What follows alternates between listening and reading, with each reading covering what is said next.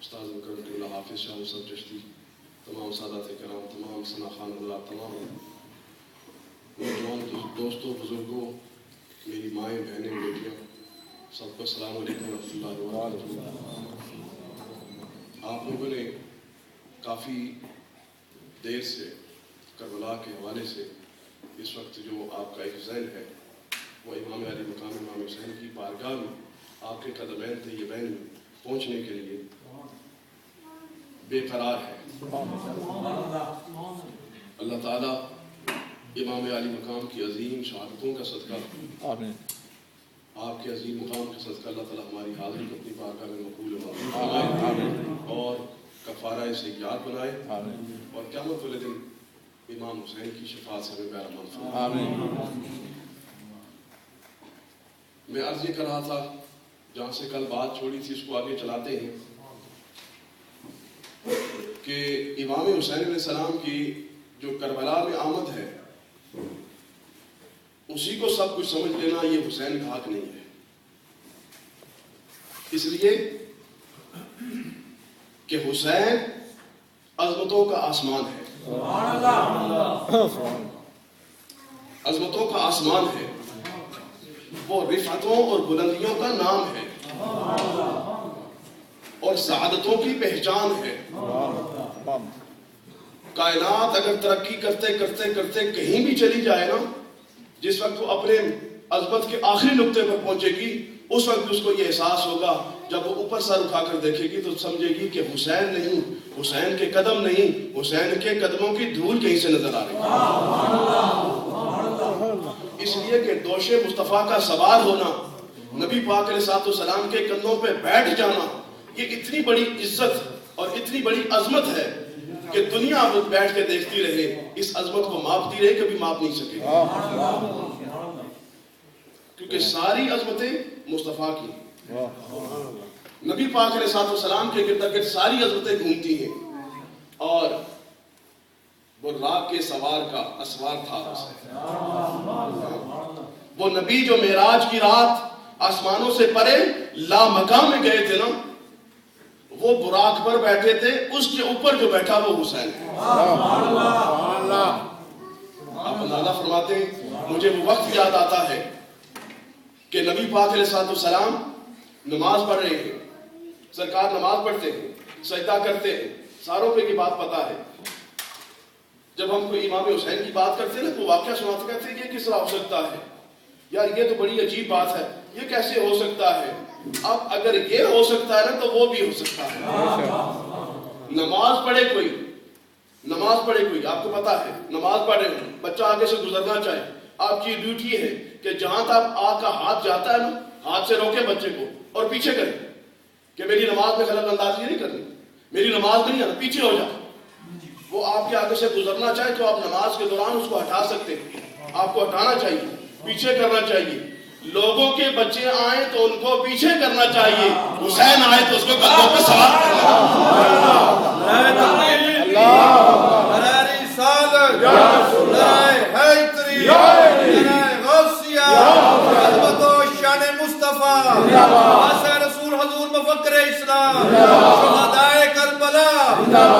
حسین کی بارگاہ میں پہنچ گئے تو کامیابی ہو جائے گی۔ نبی پاک علیہ السلام نماز پڑھے اور نماز پڑھتے پڑھتے حسن بھی آئے، حسین بھی آئے، ایک کندھے پہ سوار ہوا، دوسرا بھی چڑھ گیا۔ حسین نے دیکھا حسن کندھے پہ چڑھ گیا ہے، یہ عظمتوں پہ جا رہا ہے، یہ معراج کے سفر پہ جا رہا ہے، میں کیوں پیچھے رہ جاؤں؟ حسین بھی چڑھ گیا۔ نبی پاک علیہ السلام نے سجدہ لمبا کر دیا، لمبا ہوتا گیا، ہوتا گیا، اور میں نے آپ کو روایات پچھلے محرم میں دکھائی تھی، ایک صحابی نے سر اٹھا لیا کہ کیا وجہ ہے کہ سرکار سر سجدے سے اٹھاتے نہیں، کیا ملک الموت تو نہیں آ گیا، سرکار کی روح تو نہیں قبض ہو گئی؟ اٹھ کے دیکھا تو دیکھا حسن و حسین سرکار کی کمر پہ چڑھے ہوئے کھیل رہے۔ دیکھا عجیب منظر ہے، حسن و حسین کندھے پہ سوار ہو گئے، سرکار سر کو سجدے سے اٹھاتے نہیں۔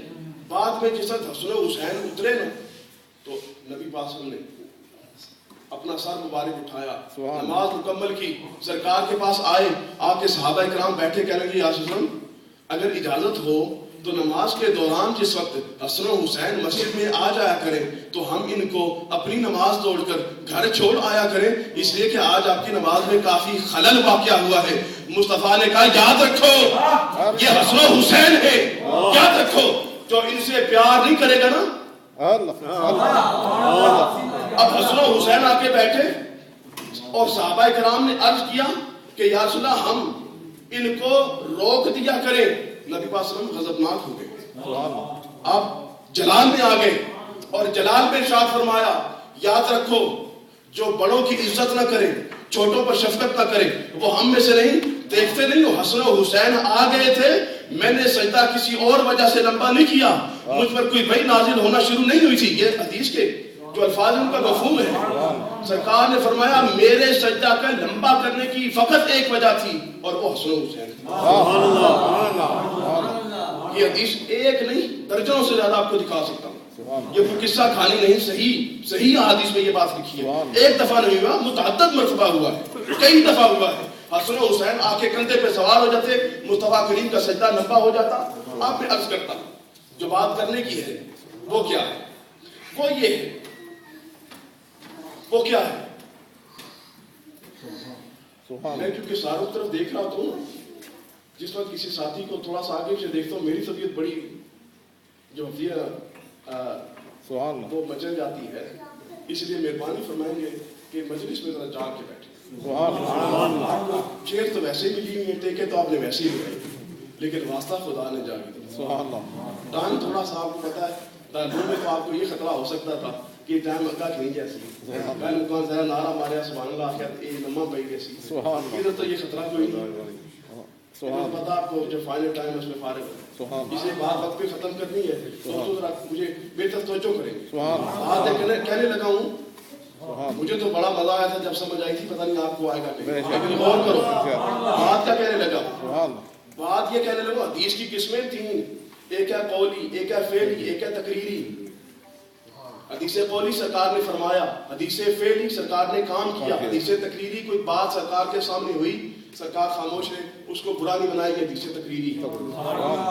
تو کوئی بات اگر حدیث قولی سے، حدیث فعلی سے، حدیث تقریری سے ثابت ہو جائے تو سنت قرار پائے گی، اس پر عمل کرنا یہ دیکھنا ہوگا کہ وہ کس کیٹیگری کی ضروری ہو جائے گا۔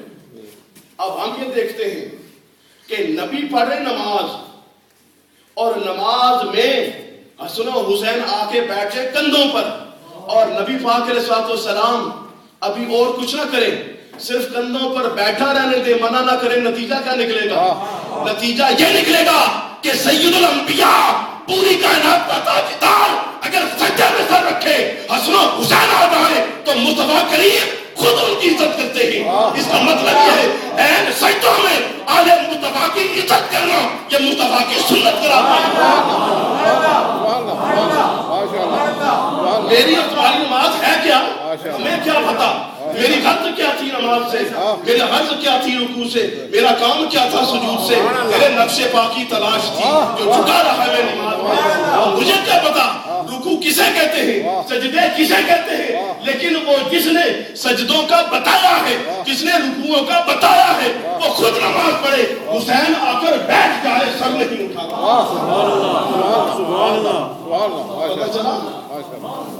نتیجہ کیا ہے؟ آج لوگ کہتے ہیں شہیدوں کو سر پہ اٹھایا ہے، اور شہیدوں کو سر پہ اٹھایا پھرتے ہو، اور بتاؤ لوگوں کو کہ ہم نے نہیں اٹھایا، مصطفیٰ نے اٹھایا ہے۔ نعرہ تکبیر، نعرہ رسالت، نعرہ حیدری، نعرہ غوثیہ، سرود و مقام اہل بیت، نعرہ حضور مفخر اسلام، نعرہ اہل سنت۔ سب سے بڑا جو خدا کے ساتھ تعلق، سب سے قریبی تعلق نماز ہے، اور خدا کے ساتھ کس کا تعلق سب سے زیادہ ہو سکتا ہے؟ نبی کا۔ نبیوں میں کس کا ہو سکتا ہے؟ سید الانبیاء کا۔ ایک ہے تعلق نبی الانبیاء کا سب سے قریبی تعلق خدا سے، ایک۔ پھر نماز تمام عبادتوں میں الصلاۃ معراج المومنین، نماز سب سے زیادہ خدا کے قریب کرنے والی، اور نماز میں سجدہ سب سے زیادہ رب کے قریب کرنے والی، یعنی قربت کی منزلیں 3 دفعہ طے کی جائیں۔ قربت کی منزلیں، ایک ہو نماز، ایک ہو اس کا سجدہ.